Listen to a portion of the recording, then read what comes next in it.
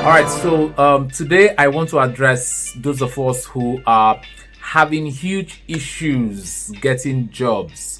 So you have done everything you can do, and you just can't understand why you are not getting that job. So I'll just speak from two perspectives, and I'm hoping that this would help someone. So, firstly, let's look at your profile or your CV. And then secondly, I would look at how you are positioning for the interview opportunities that open up for you, or open up to you rather.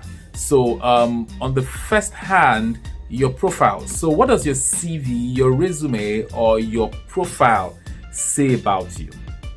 So if a recruiter were to see your CV, will they at a glance and at a high level get to understand who you are, get to understand where you are coming from, get to appreciate your skills, your competencies, your behaviors, your leadership in one swoop? So it's something that I'd like you to take a look at, okay? I'd like you to review. So if somebody were to read your CV back to you, what would that tell you? What would hit you if they read back that CV? So take your time again and play it. So if you say, I am a sales manager, I am a field sales manager, and we look at your CV today, will the CV tell us about your understanding of the various routes to market in the industries where you have worked?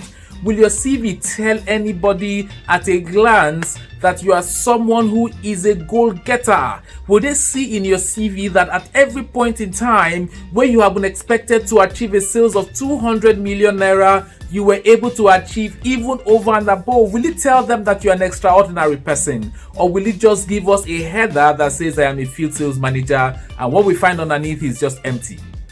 So sometimes the challenge we have is that recruiters see our profiles and our CVs and they make nothing out of it. So that becomes a big issue. So there's a huge disconnect between who you are, what you carry, what you know, and what you are displaying out there. So it's like someone who has gone to advertise a product and wants someone to buy that product, and you cannot say clearly what the product is made up of. You cannot say clearly how the product will benefit the individual on the labels that are on the product.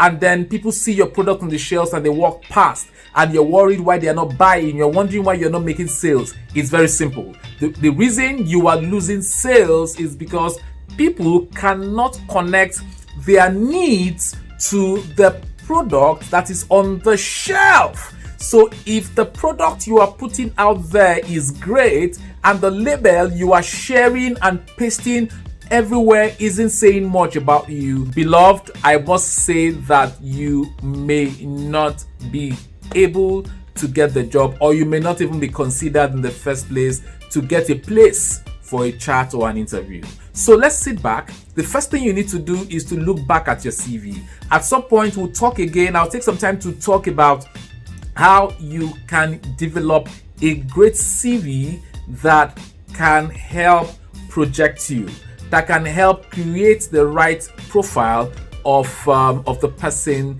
that you are. Let me also add that, when you post your CV for any job, never forget to realize that there is a role specification, there is a specification for that job, and there is a person specification. Okay, so when we look at the role specification, when you're updating your CV, try and create a good alignment between the skills that you have in and the specifications for the role that has been advertised. You must create a very good link, okay, between who you are, okay, because if you really fit the job and you think you fit the job, then you must have seen within yourself some skills, competencies, and potentials that you think aligns with the job that you want to apply for. Then create that alignment on your CV. Let the person who is receiving the CV be able to say, yes, this is the job we are looking for, and this CV we have here matches this job. And then it's on that basis that a conversation can start.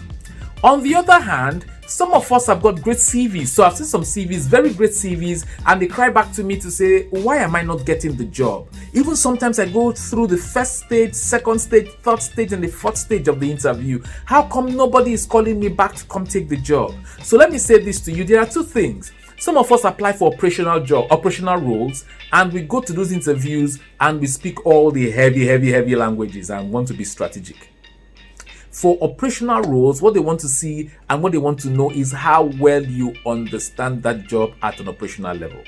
But if you're going for a role and it's a head of business development, a leadership role, then you need to get into that role and speak the business language. You need to show leadership. You need to show that you're strategic.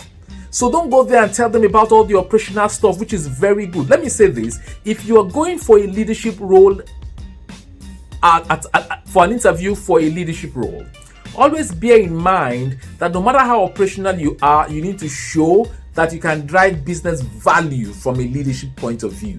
So you should be able to tell them or show them that, yes, even though I understand the role, and that should be like 40%, 30% of the entire conversation, I can drive business value. I can drive strategic execution of strategy through if you give me the opportunity. So those are some of the things that we need to think about. How do if I come into this role, how do I drive the objectives of the business in this role? It's not just about how I would dirty my sleeves. It's about how I will manage the resources within the team to drive business value and success. Okay, so I'll come your way next time and I'll talk about CV writing, and I'll talk about setting ways to respond to interview questions, and I hope that would help you take this further.